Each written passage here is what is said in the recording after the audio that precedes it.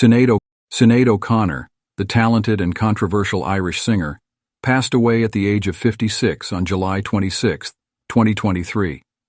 She was known for both her personal struggles and provocative actions, as well as her intense and expressive music. O'Connor left an indelible mark on the world of music in the days leading up to her death. Before her passing, O'Connor shared emotional messages on her social media, revealing a broken heart. On July 17th, she posted a picture hugging her son along with the following text. "I've been living like an undead creature of the night since he's gone. He was the love of my life, the light of my soul. We were two halves of one soul. He was the only person who ever loved me unconditionally. I am lost without him."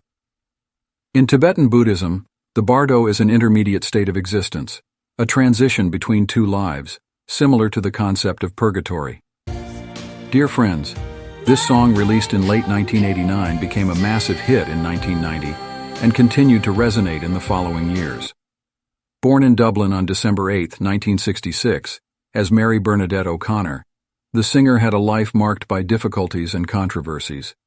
Her childhood was tumultuous, with physical and mental abuse and her parents' divorce. As a young woman, O'Connor spent some time in a juvenile correctional institution. After her release, she became interested in music and started singing in pubs in Dublin. Her talent caught the attention of the band U2, who recruited her to record with their label. However, creative differences led her to leave the band in 1985. The death of her mother in a car accident was a devastating blow for the singer, despite their troubled relationship. She released her debut album, Lion and the Cobra, 1987, which achieved great success and earned her a gold record in the UK, Ireland, and the United States. Lion and the Cobra is an album of rhythmic nuances and rare intensity for a debut, blending guitars, pop music, and Celtic influences with the Irish woman's youthful anger. It is undoubtedly the most intense album of Sinead's career. Mandinka was a hit in the USA. During this time, O'Connor began getting involved in controversies, showing support for left-wing movements in Ireland like the IRA.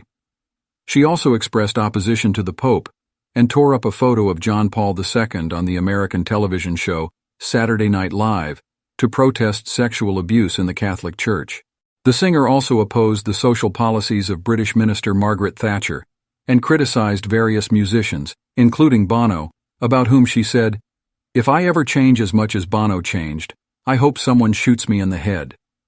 Her second album, I Do Not Want What I Haven't Got, 1990, was even more successful than the first and had a tremendous impact, especially with the song Nothing Compares to You, written by Prince, which became the most successful song of her career. Some of her other controversies include leaving 9,000 people waiting at a concert in 1990 just because the U.S. national anthem played before her performance, or in 1991, she refused to attend the Grammy Awards in New York in protest of the Gulf War.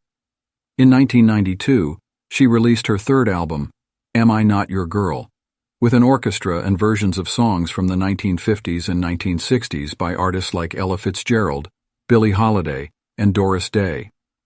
In 1993, she contributed to the soundtrack of the film In the Name of the Father, directed by Jim Sheridan, which was based on the Guildford 4 case, an IRA bombing in a London club. In 1994, she released the album Universal Mother, which included the track Fire on Babylon, a powerful statement about child sexual abuse. Politically engaged in 1997, she recorded Gospel Oak, containing 6 songs dedicated to the people of Rwanda, Israel, and the Irish themselves. In 1998, she became a priestess of the Latin Tridentine Church of the Redeemer, but only 2 years later, she declared that she was lesbian to the online magazine Curve.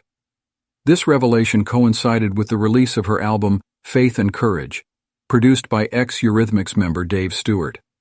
Her frequent verbal confrontations with the Vatican and the scandals of pedophilia in the Catholic Church caused a wave of discontent toward her, and many groups gathered to burn her records publicly. In 2002, the singer released a new album, Sean Nos Nua, where she did a very personal and regional work, re-recording only traditional songs from Ireland in a classical style, taking us to a medieval Ireland, as seen in movies and classic literature. A year later, she announced her retirement from the stage, but returned in 2005 with the reggae album Throw Down Your Arms, recorded entirely in Jamaica and featuring re-recordings of classics from artists like Burning Spear, the Abyssinians, Devin Russell, Peter Tosh, and Bob Marley. She would release several more albums in her career. In April 2012, the Irish singer suspended some of her tour shows due to bipolar disorder affecting her health. As for her personal life, it is known that she was married 4 times and had 4 children. Unfortunately, in 2022, her 17-year-old son, Jake, disappeared, and after a painful search, her worst fears were realized when his lifeless body was found. He had chosen to end his own life, causing a new major psychological imbalance in his mother. At his funeral, she acted very strangely, such as opening the casket and placing several cigarette boxes inside, in case there was not enough tobacco in the afterlife. O'Connor passed away on July